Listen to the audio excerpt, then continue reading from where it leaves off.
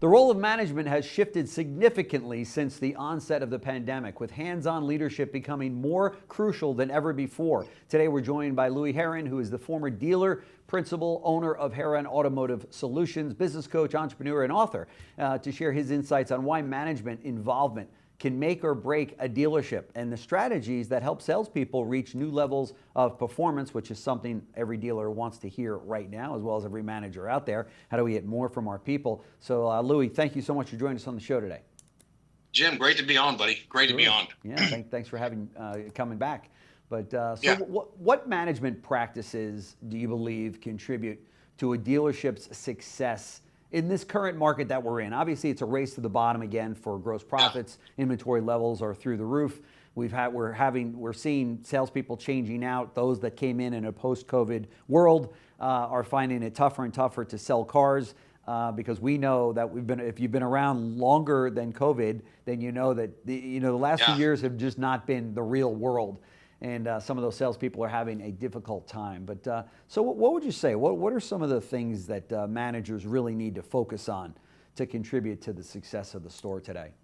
Well, you mentioned earlier, the very first thing is hands-on. And I think so many sales managers in the car business, especially over the last 15, 20 years, since all F&I has gone to the desk.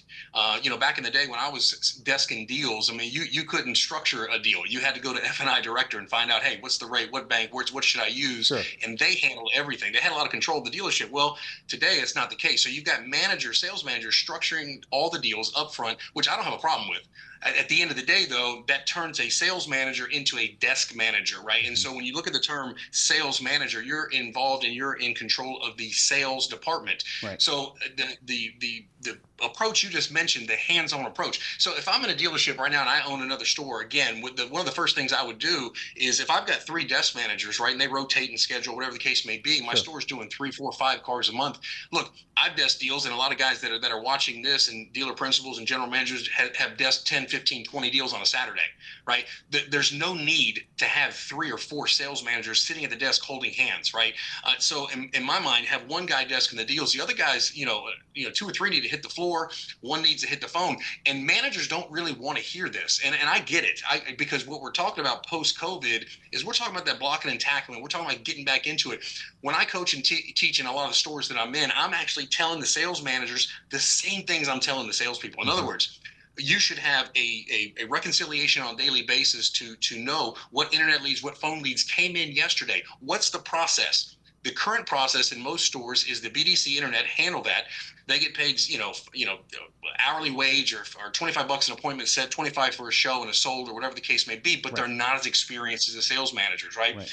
So number one, hands-on is being on the floor, watching what's going on, head on a swivel, always looking for customers, ready to engage in an EMI, an early manager intervention, which is not necessarily a TO. It's a greeting. It's, hey, how are you? Welcome to the store. Thanks for being here. By the way, you're working with Steve. Steve's one of our best. What are you looking at today? Just engage, because more than likely, if we're doing our jobs properly, that manager will be back in that deal to close the deal and wrap it up at the end. And there's already some reciprocity and some rapport built there. So again, hands-on leadership is critical. And again, involving these guys early and often is paramount post-COVID, because those grosses have now slipped away. We can still make the gross. And I always, I'm always, when I'm talking to a lot of the guys, look, revenue feeds the ego, but gross feeds the family. Yeah. There's got to be a way where we figure out how to make gross profit, not with hide the weenie and trick people into buying a car. I mean, this is in the 70s, right? So there are bona fide ways where we can communicate fuel economy savings, Edmunds cost of ownership. We can talk about the value of the equipment they've selected on the car, navigate to switching cars. But there's ways to do it. But right now, the art of closing deals, the art of selling a car, other than, if I could, would you, and what's it going to take to earn your business, is really, believe it or not, still prevalent in most car dealerships. You've mentioned a few things already, but can you share some actionable strategies that salespeople can implement to improve their performance on the floor? Yeah, absolutely. Well, first thing is, again, if they're not utilizing social media, that's prevalent. You've got to utilize social media. And again, the tactic and strategy to how to do it varies with a lot of people, right? Some people say a lot of frequency gets attention. I tend to agree with that. However, if it's the wrong attention, if it's always price, price, price, and you're always throwing the hook, there's never a jab, you're not setting that up. Right. Everything has to be done at a systematic way. The other thing is the utilization of video. So many salespeople say, when I'm in dealerships, I got these leads and they're non-responsive. No one's picking up. I'm leaving messages. And two things happen. Number one, the salesperson gets blacked out. Right? They don't look forward to leaving a message for the 13th time, right? And again, and we actually hope they've actually called 13 times, because most salespeople stop at 2 or 3, right? So again, video, text message, but it's not just sending a video, which customers, by the way, will respond at a 58% rate versus a left message. Yeah. However, we got to learn what to say. So again, if I'm teaching and coaching salespeople, for me just say, hey, send video to all your unsold prospects, send video to all your sold customers. Right? Yeah. If I leave them and they don't know, like, okay, Louie, which way do we navigate? What do I say? Right. Everything's got a specific design on what we do and why we do it to get a specific result. If we can get the result, we change the behaviors of the sales team, because now all of a sudden, again, morale is the basis of production. So I can give a rah-rah meeting and I can fire people up. However, that only lasts for a certain amount of time. What is sustainable is a salesperson putting in efforts, getting social proof that, hey, this is starting to work. Now he's putting units on the board, making gross profit.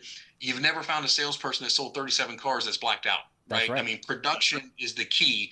And so again, I feel like sales management has to figure out a way to make sure that they're transferring that energy, because really that's all we're doing in the dealership. From management to sales to consumer, all we're doing is transferring energy. Again, and that frequency is what people frequently see. If you walk into a store, Jim, you and I both, when I say this, you're going to know exactly what I'm talking about. I've gone in to buy stores, or a prospect to buy a store. As soon as I walk in that facility, I'm like, oof, this is a home run. Because I can, it's like a morgue. It's dead. I see the brand, I see the product, I see the location, I see the inventory, and I go, oh my gosh, this is a home run. Right. Because I know the leadership is lacking in that store. Sure. However, I can walk into another store doing 450 cars a month. As soon as I walk in the store, man, my hair's standing up. The buzz is in the air, right? You know things are moving in a direction, and you can tell right away it's a nicely run dealership. Right. Right. I couldn't agree more. I've been in both of those situations, both those stores, and obviously every sales manager out there wants to get it to the point that, you know, there is a buzz in the air, there is an atmosphere of positivity throughout the showroom and the lot and such, and among the team. And you're right, you can tell when you walk into a store whether or not, you know, the leader of that team is hiding back there behind the desk and saying, I don't want to talk to any customers, just bring me a transaction, bring me a deal, and I'll try to Foursquare or whatever. Well, listen, and you talked about before, and this is so critical, why training is more important today than probably ever. Look, you look at the political landscape going on. Yeah. I mean, you've got, you know, there are things that are going to affect our business, right? You know, you've also got, you know, Iran and Israel, and that's a big conflict that's going to affect gas. Gas will be affected, and that's going to affect how we approach car deals. That's going to be affecting how we communicate with customers. So again, training is huge, and that's why I always say we want to battle the dragons, we want to fight the bears. That's right. Battle the dragons, fight the bears, right? And so those dragons are all the doubts, the fears, the insecurities, the worries that happen within every individual in a dealership, and those bears are the outside circumstances. We got to fight those things because they're uncontrollable. That's so right. Training, I think, is critical to what we need to get done and accomplish on a daily basis, and it's got to be consistent. If the managers aren't doing it, all right, if I'm a dealer principal and I'm a manager and it's not getting done, yes, it's frustrating to go find an outside source to get it done. It is frustrating because you figure you're paying the guys to get that done. I totally understand. The reality is you're not alone. That's right. I'm in stores all over the place, from Los Angeles all the way to Sawgrass in South Florida. Sales managers, it doesn't matter where you're at, salespeople all have a filter that they see their world through, and it's all very similar. It doesn't matter the location. So, you know, again, training's huge right now. It's got to get done one way or another.